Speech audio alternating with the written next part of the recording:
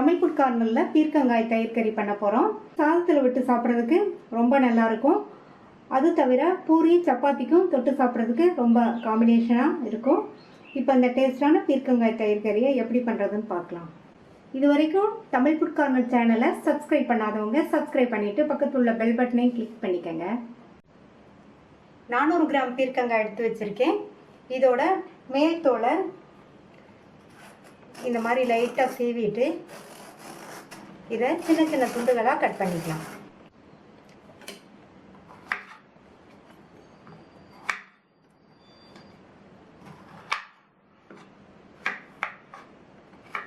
இந்த சைஸ் துண்டுகளாக கட் பண்ணிக்கணும். இதே மாதிரி எல்லா காயையும் கட் பண்ணி வச்சிடலாம். ஸ்டவ்வில் ஒரு பேன் போட்டு சூடாயிடுச்சு. அதில் 3 டீஸ்பூன் கடலை மாவு சேர்த்துக்கலாம். இந்த கடலை மாவை மிதமான தீயில வச்சு மாவு கருகிராமல் வாசனை வர வரைக்கும் 2-3 நிமிஷத்துக்கு வறுத்துக்கணும். இந்த மாதிரி கடலை மாவை வறுத்து சேர்த்தோம்னா இந்த தயிர் கறி நல்ல திக்னஸாகவும் சாப்பிட்றதுக்கு நல்ல டேஸ்டாகவும் இருக்கும். கடலை மாவு நல்லா வறுபட்டு வாசனை வந்துருச்சு. இதை எடுத்து வச்சிடலாம். இந்த பேனில் 1 டேபிள் ஸ்பூன்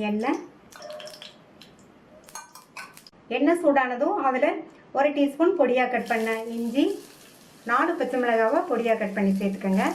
இந்த கறிக்கு பச்சை மிளகாய் காரம் தான், அதனால் நான் 4 பச்சை மிளகாய் சேர்த்துருக்கேன். கரெக்டாக இருக்கும். நீங்கள் உங்கள் தேவைக்கு தகுந்தபடி சேர்த்துக்கோங்க.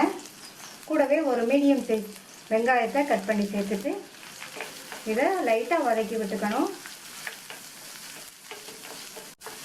வெங்காயம் பச்சை மிளகாய் சேர்த்து லைட்டாக வதக்கி விட்டால் போதும். அடுத்து இதில் கட் பண்ணி வச்ச பீர்க்கங்காயை சேர்த்துடலாம். 400 கிராம் பீர்க்கங்காய் கட் பண்ணி வச்சேன், அதை சேர்த்தாச்சு.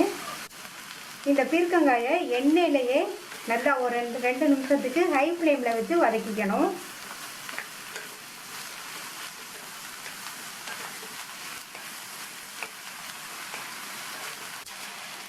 ரெண்டு நிமிஷமாக ஹை ஃப்ளேமில் வச்சு நல்லா வதக்கி விட்டாச்சு.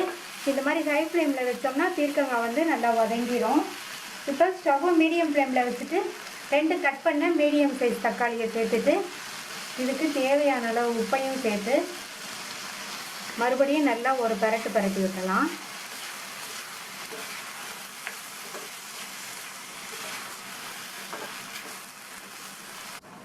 நல்லா கலந்து விட்டாச்சு.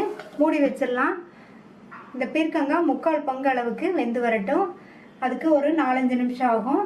இடையில திறந்து பார்த்து கிண்டி விட்டுக்கணும். இந்த பவுலில் 1 கப் தயிர் கரெக்டான புளிப்புள்ள தயிர். உங்களுடைய தயிர் ரொம்ப புளிப்பாக இருந்ததுன்னா 3/4 கப் தயிர் சேர்த்துக்கோங்க. இது கூட நம்ம வறுத்து வச்ச கடலை மாவு, 1/4 டீஸ்பூன் மஞ்சள் தூள். ஃபஸ்ட்டு இதை கட்டி இல்லாமல் நல்லா கரைச்சிக்கணும். இந்த மாதிரி விஸ்கு வச்சு கட்டி இல்லாமல் கரைச்சிக்கோங்க. கட்டி இல்லாமல் நல்லா கரைச்சாச்சு. இந்த மாதிரி எந்த வித கட்டி இல்லாமல் நல்லா கரைச்சிக்கோங்க. இது கூட 3/4 கப் தண்ணி சேர்த்து மறுபடியும் நல்லா கரைச்சிக்கணும். இப்போ 5 நிமிஷம் ஆச்சு. திறந்து பார்க்கலாம். பீர்க்கங்காய் 3/4 பங்கு அளவுக்கு வெந்துருச்சு. இதில் நம்ம கரைச்சி வச்ச தயிரை சேர்த்துடலாம்.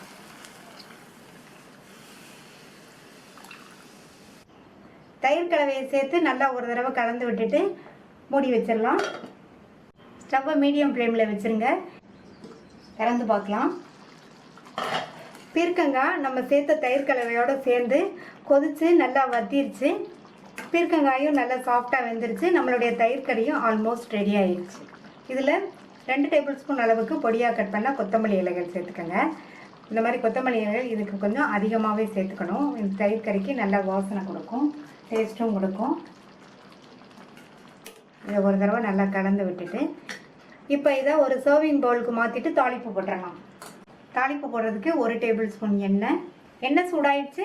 அதில் 1/2 டீஸ்பூன் கடுகு பொரிஞ்சதும் 1/2 டீஸ்பூன் சீரகம், கறிவேப்பிலை, 4 இடிச்ச பூண்டு, 2 பிஞ்ச் பெருங்காய பவுடர், ஒரு கட் பண்ண காஞ்ச மிளகாய் எல்லாத்தையும் நல்லா எண்ணெயிலேயே வதக்கி விட்டுட்டு இந்த தயிர் கலவையில் சேர்த்துடலாம். இந்த டிஷ்ஷை ட்ரை பண்ணி பார்த்துட்டு உங்கள் கமெண்ட்ஸை சொல்லுங்கள். தேங்க்யூ.